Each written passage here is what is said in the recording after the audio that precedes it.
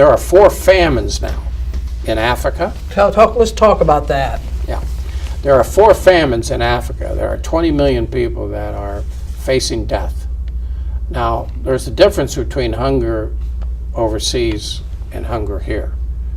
We only spend, while we spend billions of dollars on the poor and the sick in America, overseas we only spend 0.5% on the poor overseas. So I want people to realize we don't spend a lot of money on poor people overseas, but we do try to help people that are in dire straits over there. If they're facing a famine and they're dying, we try to get them food.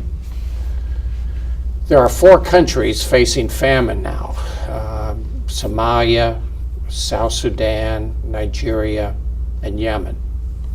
And there are 20 million people affected. There are more people now that are hungry in this world than since World War II. It's pretty staggering. And the difference between the people in Africa and the people in the United States that are hungry is the people in the United States that are hungry, they're going to go to bed 2 or 3 days out of every month without eating. They're not going to drop dead. I mean, they're going to be malnourished and hurting. The people overseas, they're dead. They're going to die. They are dying in alarming numbers. So we got to get them food to keep them from dying. Well, President Trump's budget wants to cut off all food programs to the famine victims. I mean, I'm not talking about cutting food programs. I'm talking about eliminating the food programs. We're not talking about cutting them in half. I'm not talking about cutting 100 million. I'm talking about 0. And so, I mean, do we understand what we're talking about here? We're talking about eliminating it. eliminating totally. Totally. And this is in a situation where people are going to die directly as a result. They're going to die. And the countries of the world, they follow what the United States does. So Germany and France and Australia and Great Britain. So if the United States cuts their budget, these other countries, they follow us. We're the leader. So what are those 4 countries? I think we have a map of world hunger, and we might show that. Well, we mentioned, but go over these 4 countries so we can focus. It's Nigeria, Sudan, South Sudan, Yemen, and Somalia. Now, let me tell you that these countries, a couple of them have civil war, and some of these countries, it's man-made. You know, it just didn't happen that these all of a sudden famine. Well, there's civil war in all 4 of these. In parts of them, not in the whole country. But the problem is that a lot of this is man-made. So, I mean, what is our duty and our responsibility? Is it our responsibility to try to help save some lives? Yeah, it is. It is. I think, what is our responsibility as a nation? Is it our responsibility to sit on the sideline and watch them die?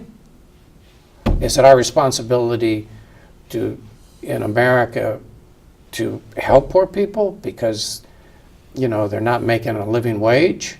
Yeah, it is. It is. Yeah. You know, I think that's what the United States is really known for. I think that's what we're known for justice, and we're known for freedom, and we're known for loving our neighbor. And if we don't do this, I mean, what are we supposed to? Are we supposed to take care of the rich? Where does it say that in the scripture? I haven't read it. I read the scriptures, and I'm a person of faith, and it says there's 2,500 verses in the Bible, Old Testament, New Testament, whichever you read. And God is very clear that we are to be involved. We are to help the sick, the hungry, the people in prison, the orphans, and the widows. And he doesn't say, no, I want you to help that rich guy. I want you to take care of him. You take care of that rich guy. He says, you help the people that are hurting. That's what we're known for. And if we turn our back on that, then we're not much. Well, it seems like a certain part of the population is ready to do that. They're ready not, and I think it's because they think we're known for giving our money away and that it goes to poor people.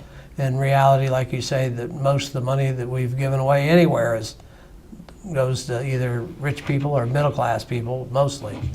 Our people are good people in America. Sure. Our people are very good people. Excellent. They always has been. What I worry about is our politicians are not, they're not involved with this issue. And they're not knowledgeable about this issue. They're not educated about this issue. And a lot of them are not concerned about this issue. And we have not developed a political will among them to end this. We can end this. This is not rocket scientist kind of stuff. We know how to take care of these people. We can end this. Yeah, it's for a while, for at least the last 30 or 40 years, we've had the food and the technology to do that. And we are, as I said at the beginning of the program, we've cut poverty in half and we've cut hunger in half. These programs work. Simple things. School feeding. Teach mothers how to read and write. Microcredit and microfinance. Immunization of children. Stuff works. Just take care of the basics. Take care of the basics. So it seems to me that we're at this point, a really fundamental point where, you know, like we talked earlier about African aid, and that juncture there was this outpouring of concern, but it was, you know, rock musicians and what was the song? African aid. We Are the World? We Are the World. Yeah. We need some kind of effort on that scale to really sort of capture the momentum and the attention to do it. Otherwise, the dark side, it seems to be in charge. Yes, but from your point of view, how did we get from the point where this was an issue that was a regular thing, it was a household thing, people knew that this was an issue, and now it doesn't seem to be that anyone is thinking about starvation in Africa. We might be thinking about starvation in Yemen because we are contributing to that problem, but on a global scale, we're not concerned with hunger. Well, it's a good question. I mean, it's one of my great frustrations because it's an issue and I've been dealing with for many, many years. And the people seem to only respond when, you know, there's a catastrophe, you know, if they see destruction or they see masses of people dying, they will respond to that. Yeah, we saw that with the people that died with the gassing in Syria, but there's catastrophes in Syria and across the globe all the time. We have 40 crises every year. There's 40 going on right now. I mean, there's a tsunami almost every 2 weeks in the world. I mean, it's kind of a silent tsunami. I mean, there's 21,000 people that will die today, this morning, and throughout the day from hunger and hunger-related deaths. I mean, there's 40 crises going on right now. So what do we do? And you know, it's a good question because it's a frustrating one for me because the press and the media and the politicians don't pay attention to it unless it becomes sensational. Mm-hmm. The only way I have found to change anybody's opinion about this is you have to take them and see it. You have to make it personal. I can talk to you about 21,000 people that are going to die today. I can show you pictures of somebody dying, but you're going to turn the television off.